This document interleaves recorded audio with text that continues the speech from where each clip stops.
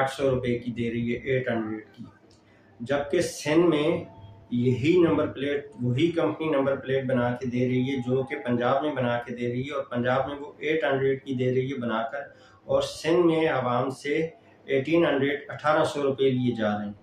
تو یہ چیز سمجھ سے باہر ہے کہ ایک کمپنی نمبر پلیٹ پنجاب میں بنا کے دیتی ہے 800 کی، وہی کمپنی سندھ میں نمبر پلیٹ 1800 کی دے رہی ہے۔ مطلب کہ کمپنی کتنے کی دے رہی ہے وہ تو گورنمنٹ کے اداروں کو دے رہی ہوگی، ان کے ساتھ کانٹریکٹ ہوں گے، لیکن اسی کمپنی کی نمبر پلیٹ پنجاب گورنمنٹ جو ہے وہ 800 کی دے رہی ہے 800 کی، اور سندھ گورنمنٹ اسی کمپنی کی نمبر پلیٹ سندھ کے اندر 1800 کی دے رہی ہے 1800 روپے کی۔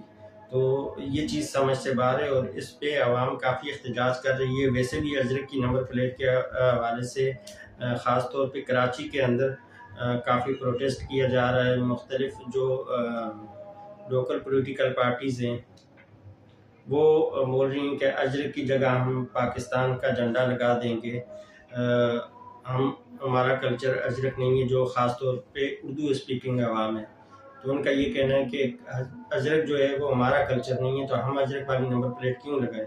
بہرحال یہ ایک نئی ڈیولپمنٹ تھی، نئی اپڈیٹ تھی اجرک کی نمبر پلیٹ کے حوالے سے۔